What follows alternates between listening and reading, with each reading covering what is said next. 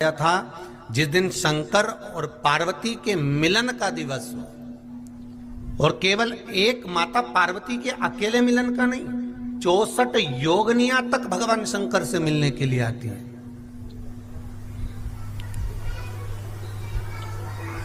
64 योगनियां कहते हैं भगवान के जितने जितने विवाह हुए थे ना, उमा से, सती से, कात्यायनी, कुष्मांडा, चंद्रघंटा, स्कंदा, ये जितने जितने जितने भगवान के विवाह हुए थे, अनेक अनेक उमा आदि आदि जितनी भी भगवान की जो विमंगल विवाह हुए थे, सारी माता पार्वती के जितने अंश हुए हैं, माता पार्वती के जितने स्वरूप हुए हैं, ये सारे स्वरूप, सारे अंश माता पार्वती के।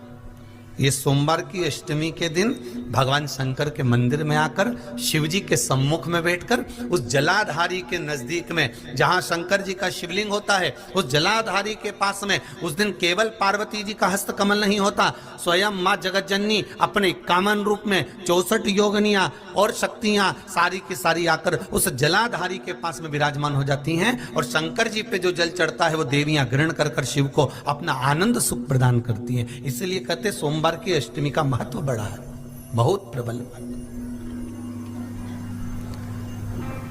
बाबा की कृपा है, शिव की कृपा से, भगवान शंकर की कृपा से ही सब कुछ आनंद में हो।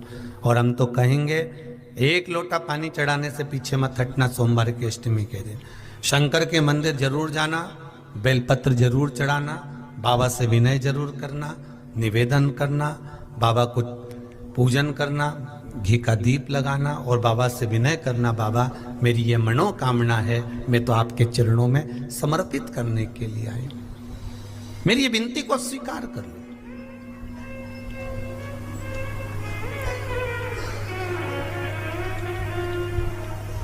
बहुत तकलीफ है और नहीं हो रहा काम, बहुत दिनों से लगे हो, नहीं हो रहा, हरा मूंग ले जाओ।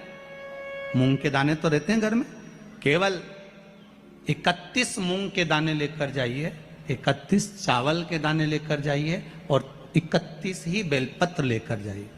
जिस दिन सोमवार की अष्टमी हो, कौन से दिन?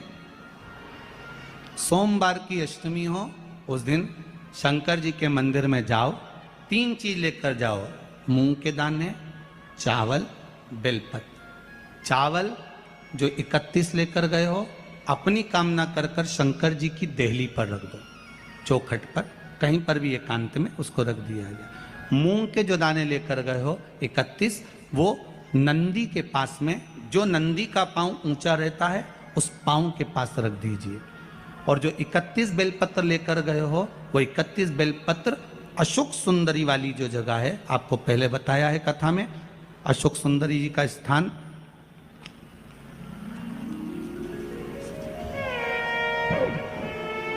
ये शिवलिंग, ये जलाधारी जहां से पानी बहता है, उसके बीच में एक मोटी सी लाइन होती है जो शंकर भगवान की छोटी लड़की अशोक सुंदरी का स्थान है। शिव जी के 13 बच्चे हैं, 13 बच्चे में सबसे छोटी लड़की अशोक सुंदरी यहीं पर विराजमान होती है, जहां से पानी नीचे गिरता है।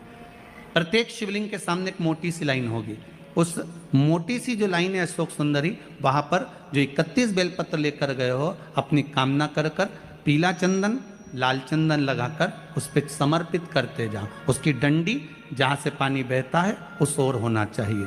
आप निवेदन कर कर देखो, एक सोमवार की अष्टमी पर कर कर देखना, दूसरी सोमवार की अष्टमी आएगी, अपने आप आपका काम हो गया होगा। बाबा से निवेदन तो करो, क्यों भटक रहे? और धतूरे का फूल साधारण धतूरा नहीं, जिस धतूरे के नीचे की डंडी लाल कलर की होती है, अगर वो सोमवार की अष्टमी को देवाधिदेव महादेव को समर्पित करी जाती है, तो उसके घर में कभी संपदा की कमी नहीं होती है। वो धतूरा है, साधारण नहीं है। धतूरे में भी लाल डंडी, जैसे धतूरा गोल होता है, उसके नीचे एक छोटी सी डंडी, देखा है आप लोगों ने? अरे देखी कि नहीं देखी बोलो? धतूरा देखा है ना?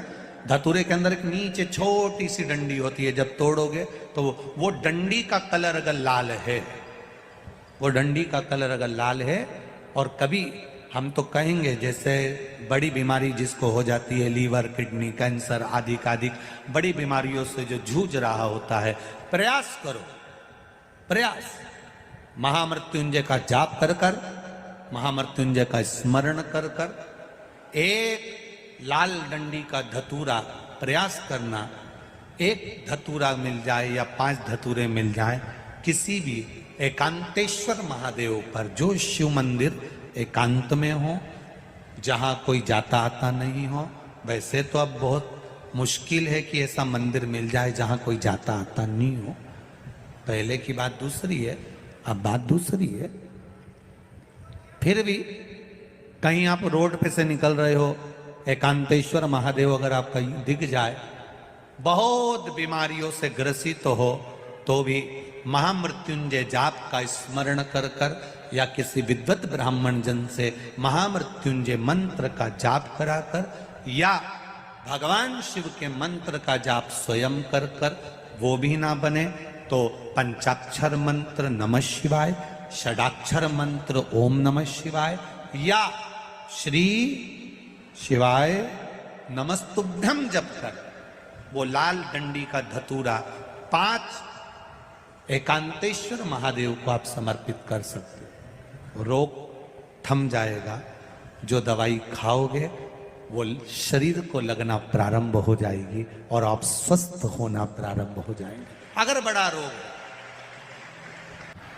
एक बात अपने जीवन में उतार कर रखिएगा, सोमवार की अष्टमी, शिवरात्रि या सोमवार, प्रदोष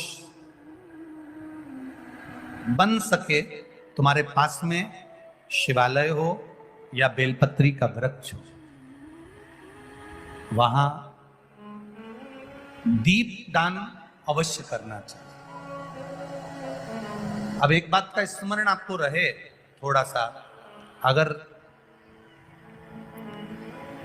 किसी कामना के वश अगर हम दीप लगा रहे हैं या हमारे मन में कोई भाव उत्पन्न है और हम बाबा से कहना चाहते हैं कि बाबा मेरा ये कार्य है आप पूर्ण करिएगा, तो फिर शिव मंदिर में भी लंबी बाती का दीप आप प्रदोष या सोमवार की अष्टमी या सोमवार या